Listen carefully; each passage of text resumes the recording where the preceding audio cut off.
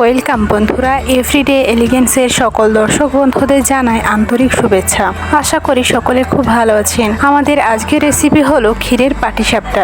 এটাকে অনেকে আবার পাটিজোড়াও বলে থাকেন। আপনারা কে কি বলেন সেটা অবশ্যই কমেন্ট করে জানাবেন। যেহেতু এটা ক্ষীর দিয়ে বানানো, তাই প্রথমে আমি বেশ খানিকটা ক্ষীর বানিয়ে নিয়েছি। ফ্রিজে ছিল বলে এটা এত শক্ত লাগছে। ঘরের উষ্ণতায় কিছুক্ষণ রাখলেই নরম হয়ে যাবে। এবার ক্ষীরগুলি লম্বা লম্বা আকারে এইভাবে বানিয়ে নেব।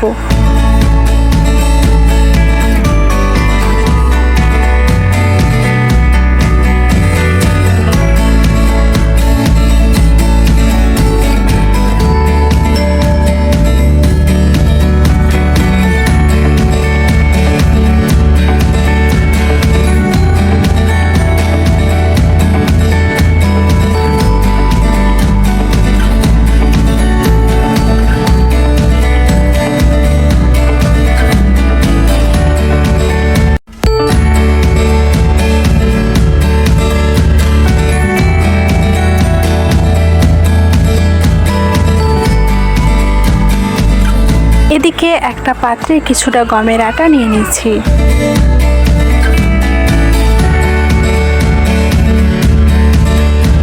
আর একটা মিক্সি জারে কিছুটা মৌরি হালকা করে ব্লেন্ড করে নিয়েছি। আর এখানে নিয়েছি খানিকটা গুড়। এবার আটার মধ্যে প্রথমে গুড়টা দিয়ে দিলাম। এখন দুধ দিয়ে আটাটা মেখে নেব। দুধের বদলে জল দিয়েও মাখা যেতে পারে, তবে দুধ দিয়ে মাখলে এটা বেশি টেস্টি এবং নরম হয়। দুধটা একেবারে অনেকটা না দিয়ে অল্প অল্প করে দিয়ে মেখে নেব, তাহলে আটার ঘনত্বটা সঠিকভাবে বানানো যাবে। খুব ভালো করে এটা মেখে নেব যাতে কোনো রকম গোটা গোটা না থাকে।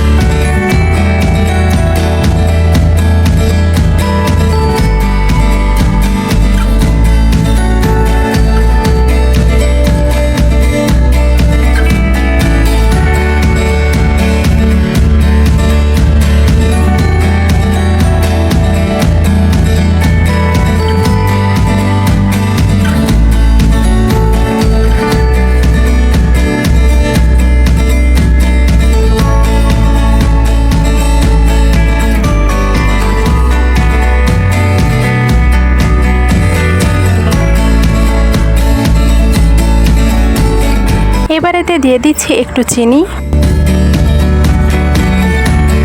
চিনিটা মিশিয়ে নিয়ে দিয়ে দেব মৌরিটা।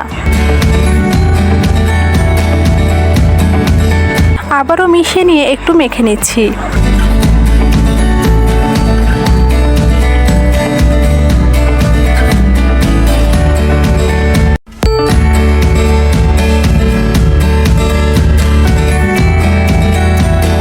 ব্যাটারটা আর একটু পাতলা করা লাগবে বলে একটু জল দিয়ে দিলাম।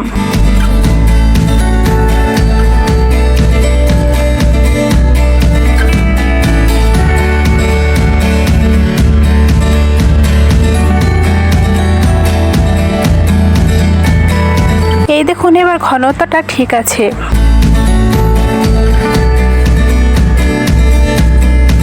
এবার গ্যাসে তাওয়া বসিয়ে নিয়ে নিলাম একটু সর্ষের তেল। ব্রাশ দিয়ে তেলটা ভালো করে মাখিয়ে নিলাম।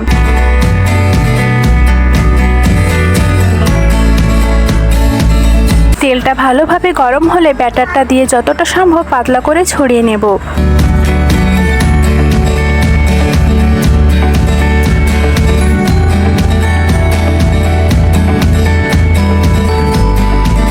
এখন লম্বা আকার দেওয়া একটা ক্ষীর নিয়ে এর উপর দিয়ে দেব।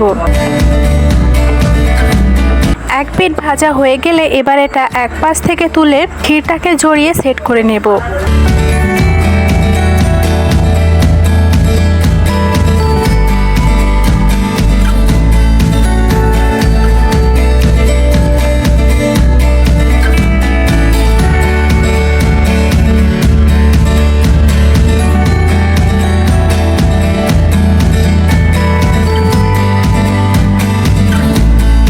এইভাবে সবকটা বানিয়ে নেব একে একে।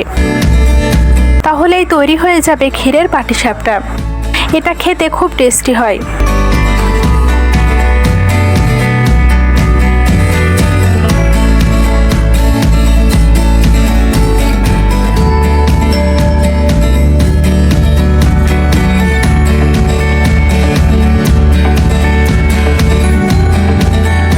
সবকটা তৈরি হয়ে গিয়েছে, এবার সার্ভ করে দিলাম।